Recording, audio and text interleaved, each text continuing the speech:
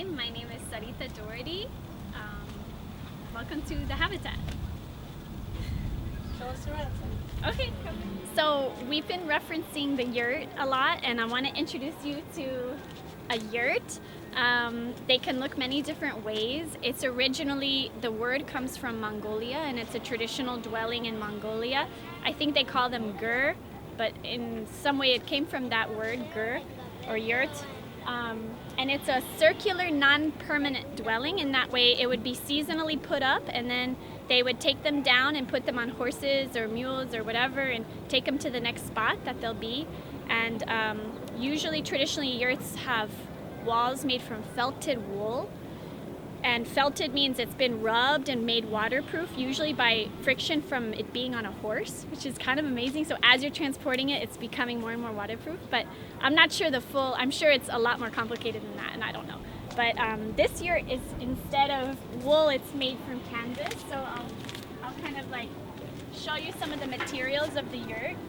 And our friend Guy actually built this yurt out of carports.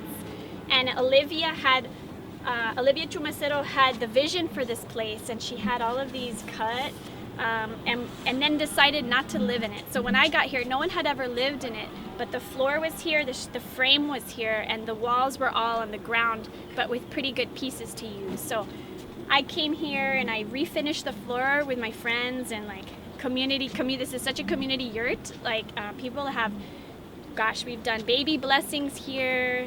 We've done healings for folks that have a space invader or cancer inside their wombs. I gave birth here, but yurts are amazing, conducive dwellings for a community because they're circular, I think, so it's a good place to gather. So come on in, let me show you the inside.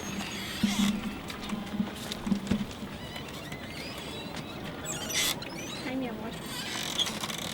The carport is really cool to imagine how the guy who built this, he took apart carports, like things that people have outside that they make themselves with a tarp to cover their car, and he rebuilt it into this yurt frame that goes into the center ring up top. So all yurts have like a center ring.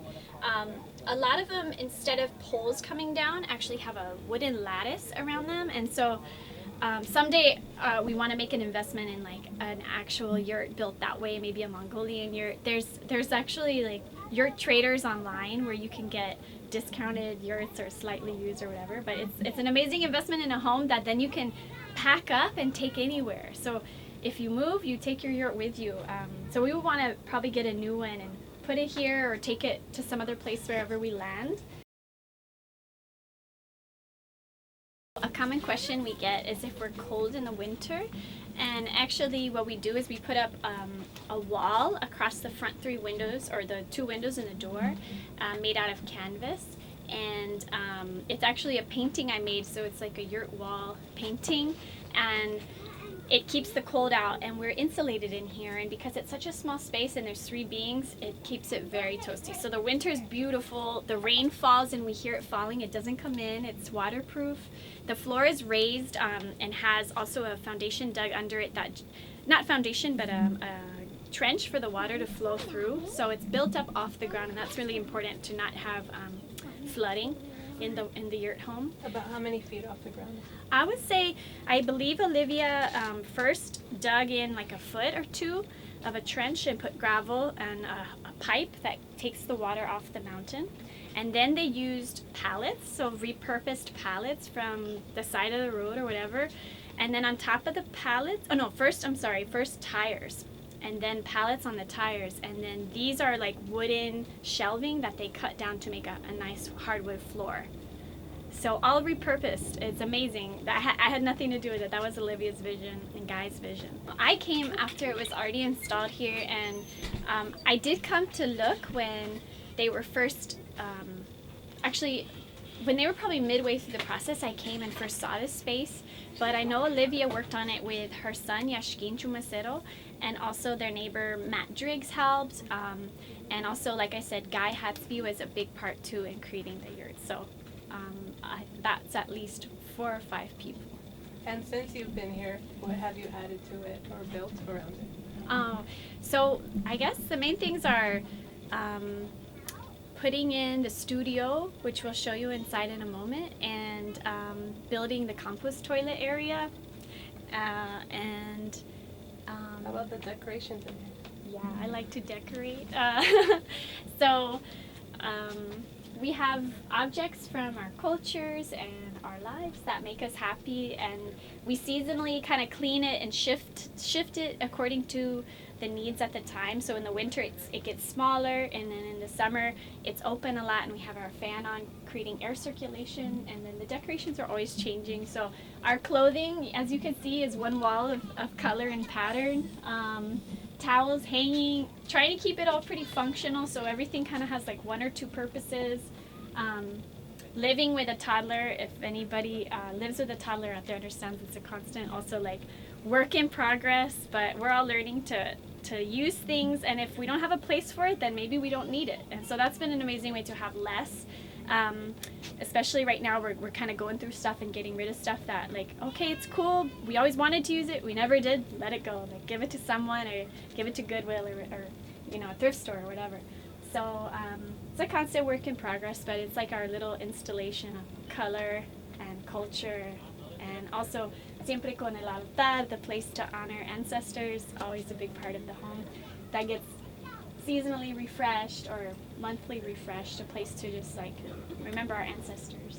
So we did just close our show, an art show, Chapoy and I, in San Pedro at Pintados Gallery, and our closing event was a puppet show for children called Teatro Tagolilong, and teatro being theater, and Tagolilong is a word in Champs language, Bisaya, which is from the southern Philippines, and Tagolilong means hidden in plain sight, and he can explain more about that amazing word because it has several meanings. But we recreated our yurt habitat inside there, so we had works that were inspired by living here. We recreated the yurt on a small scale so children and people could go inside, and there was clothing hung up for people to take or try on or whatever. So it was a way to also start getting rid of stuff, offering it to community, but creating an installation that could help educate people and kids more about what it's like to live in a yurt. And so Teatro Tagolilong, we wanted to do a puppet show that would tell some origin stories that are both from Tongva land, which we're on right now, and also from the Philippines, where Champoy is from, specifically Bukidnon, which is like a mountain province in the south. And so yeah, we told a story of we told it through the eyes of a little girl speaking to her ancestor that she didn't know was there before. And so the little girl was wondering, like, why are we on this planet? What's the meaning of life? Why am I here? And her ancestor starts talking to her in Bisaya. They're called the Kalolalolahan, which is also bisabuela, or great-great-grandmother. And so the little girl's like, I didn't know you were there. And the girl was like, you just have to ask for me. And that's a practice we do. We talk to our ancestors when we need help. And they're there to help us. They guide us and give us messages in different ways. So we wanted to create a children's theater that reflected our family values and our practices, because there's not a lot out there, you know, of earth-based spiritual practices for kids or ancestral acknowledgement for kids. Those ways have been colonized out in a lot of communities. Amazingly, some indigenous communities still have those oral traditions, and they're still telling them. And so listening to elders, learning ancestral stories from elders was something we wanted to pass on to our daughter. And so we honored the Tongva creation story that we heard from some friends here about the Rainbow Bridge, where on Catalina Island, where the Tongva ancestors and the Rainbow Bridge appeared, and they walked across it, and they were told maybe if they looked down that they would fall and turn into dolphins. And I might be saying that wrong, and I might be really off on that, but it's an inspiring story that we thought maybe the bisabuela or Kalolalolahan could tell it from her perspective of being an ancestor that's Filipina communicating with all the Tongva ancestors.